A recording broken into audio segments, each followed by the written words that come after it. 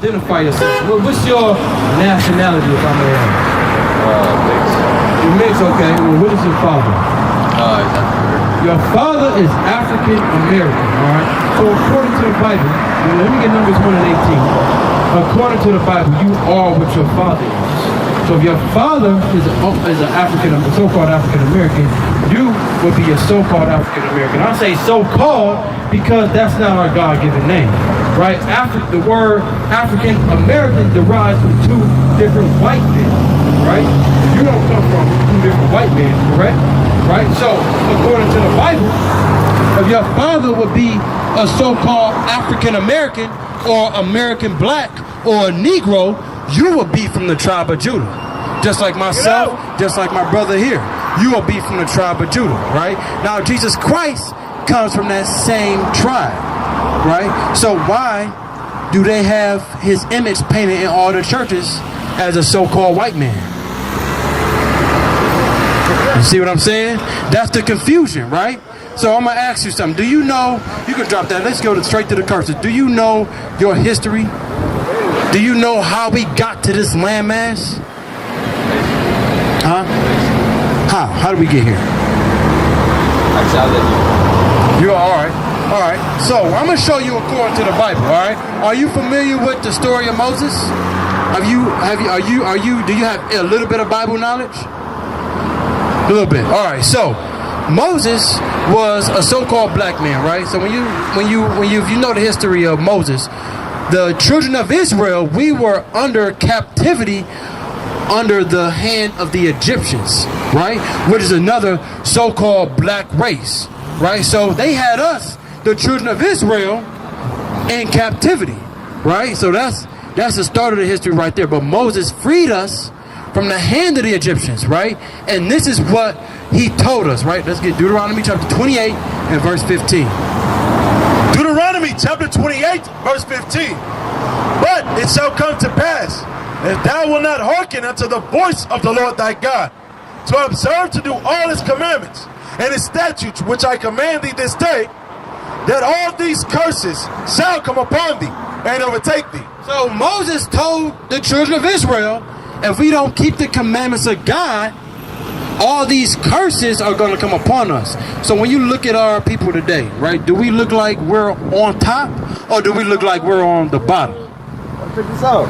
Do we look like we're as a nation, not as an individual, as a nation of people, right? Because when you look at the so-called white man as a nation of people, they're presidents, they got congressmen, right? They got the legislative office, right? They got these different organizations set up for themselves. They even got their own army, right? Hey sis, come look at this sound right here. They even got their own army, right? So when you look at the so-called white man, they are in power today. They control everything that goes on today. They control the very thoughts you have in your head. How do they do that? With television, right? You see what I'm saying? So which makes you not read your history or go find out your history according to the Bible, right? So Moses told the children of Israel, if we did not keep the commandments of God, we will be cursed as a nation of people, right? Today we are cursed. Today we are the ones getting gunned down in the street. Hold that and give me Zechariah 11. I'm going to show you to you out the Bible. I'm going to bring it to you precept upon precept. Because as a nation of people, we're lost, right? We serve this Jesus. We serve this God right here. This is what we serve. We serve an idol, right? We serve a God that doesn't even look like us. According to the Bible, Jesus Christ is a black man. So why, when a so-called white man came over here and he gave us that white image, he had a purpose behind it to keep us asleep. So now when another black man look at another black man, he don't have love for his brother. He immediately sees something that brother got that he wants, and now he's envious. He's covetous. And what does he do? He kills him. Right? You got a fresh pair of J's on. You got to now fight for your life from your own brother. But guess what? Your brother ain't going to go kill another white man if he see he got the fresh J's on. He's not going to do that, right? Bring it out. Happen. Give me Zechariah 11 verse 5. Read that. Zechariah chapter 11 verse 5. whose possessors slay them. So the Bible says whose possessors slay them. It says whose possessors, because as a nation of people, we are possessed. We are being owned. Okay, we have no ownership, right? Whose possessors slay them, who kills us, read, and hold themselves not guilty. and they get held not guilty, right? How many times has that happened in history when a white man kills us and he gets off? Derek Tolan was the first one to say, they say he got 22 and a half years, but I guarantee you he get out in 3 on good behavior for killing another black man, right? That's murder. Let you go kill a white man, you're going to be under the prison. You see what I'm saying? So the laws for us and them is not equal. Let's get that in Habakkuk 1 right quick. I'm going to show you right quick, right? Because I'm bringing to you precept upon precept so that way you can understand, bro. Because as a nation, I'm telling you, there is nothing equal when it comes to the so-called white man and us. It's not equality, bro.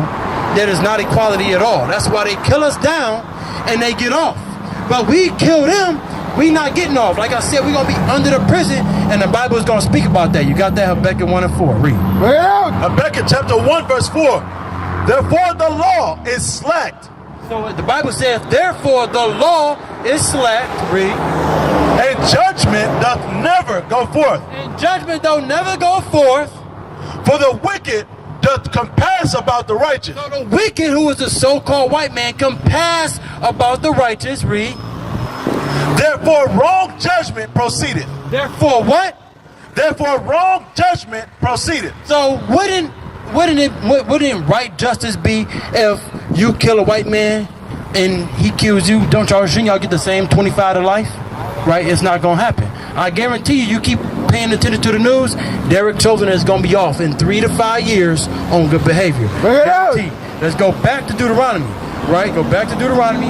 We're gonna go to verse 68. Deuteronomy chapter 28 verse 68. Now this is the reason why all this happens, is because we don't keep the commandments of God. That's why we get gunned down in the street. So the Most High set up the so-called white man over us because he's like, all right, so since you Negroes don't want to listen to me, I'm gonna put you in a state where you're gonna feel so oppressed that you're gonna have to be like, man, why is this happening to me? Why every time I turn on the news, I see one of my brothers and sisters getting killed in the street, right? Why do we gotta protest and march? Why do we gotta do that? Because we know that in our own selves there is no equality, right? Let's get Deuteronomy 28:68. This is why, though, because we are cursed, because we didn't keep the commandments of God. Read. Deuteronomy 28 verse 68. And the Lord shall bring thee into Egypt again with ships. How I explained to you earlier, right? Moses freed the children of Israel from Egypt. He parted the Red Sea and the children of Israel walked out of Egypt, right? So now the Bible is saying that the Lord, I want you to understand that the Lord doing this to us because we are hard-headed. The Lord is going to bring us back into Egypt again with ships. If you know any history, if you've seen Amistad, 12 Years a Slave, right? You saw how we got over here through cargo slave ship. Where's that slave? Right here? Right here on the bottom. That's us packed like sardines on the bottom of a slave ship, right? And these green arrows right here, these are the different routes, right? Because we came from the west coast of Africa, right? And what happened? They brought us over to North America, right? The so-called Native Americans, which is the tribe of Gad, right? So from Ephraim on down is the northern kingdom. They was on this land first. They inhabited this land first, right? But the conquistadors, the so-called white men, came over, took them off this land, killed them off, and took them over to this side of the world, right? And now our Native American brothers and sisters are where? On reservations. They gave them a little plot of land when they owned the whole United States. You see what I'm saying? That's a curse because we didn't keep the commandments of God. Read Deuteronomy 28:68 again. Deuteronomy 28 verse 68. And the Lord shall bring thee into Egypt again with ships, by the way whereof I spake unto thee. Thou shalt see it no more again. So he's saying exactly how I'm telling you you're going to go into slavery again on ships is exactly how it's going to happen. Because that's exactly how it happened. We came right over here on slave ships, right? Read. Thou shalt see it no more again. We won't see our homeland no more again. Okay, we may have brothers and sisters that's over there in Jerusalem, but they not running anything. They don't rule anything. They don't have their own army or their own government, right? Read. And there ye shall be sold unto your enemies. So the Bible says, and there, once that slave ship docks, and there, what's going to happen? Ye shall be sold unto your enemies. We are going to be sold unto our enemies. We are going to be put on auction blocks. Where is that sign at? If you ever seen a movie called Mandingo, that's when they take the top slave, right? So when you look right here, auction blocks. It says, and there, right? Read it again. And there ye shall be sold unto your enemies, for bondmen and bondwomen. And there, once that slave ship docked, you are going to be sold unto your enemies. So that's what they did to us. They put us up on auction blocks, right? Let's go to verse 32. Bring it out. Give me verse 32. Oh, yeah, finish that. For bondmen and bondwomen, and no man shall buy you. And that buy word, that's the old Quaker word for redeem. Nobody's going to be able to redeem us because we're still in captivity to this day, right? Let's go. Let's get another curse. Go to verse 32. Deuteronomy 28, verse 32. Thy sons and thy daughters shall be given unto another people. The Bible says our sons and daughters are going to be given unto another people. That still happens today, right? When they brought us over here on those ships, what did? They separated the families, right? The dad would go to a plantation in North Carolina. The mom would go to a plantation down in Florida, and they're going to take the kids wherever. Right, any plantation, hey, we got room for 2 kids. You see what I'm saying? So that's us not having no power, right? Read that again. Thy sons and thy daughters shall be given unto another people, and thine eyes shall look and fare with longing for them all the day long, and there shall be no might in thine hand. So we're not gonna have no power, no might to get our kids back. We used to scream black power while Heron was pushed. But at the end of the day, nothing's in vain. IUIC has been given a vision. The tents of Judah has risen. Many has attempted the mission, minor murmuring, omitting, and missing the mark. Just reading that he had the flame of fire in his eyes gave us the spark. We on Paul's mission. We out on the road.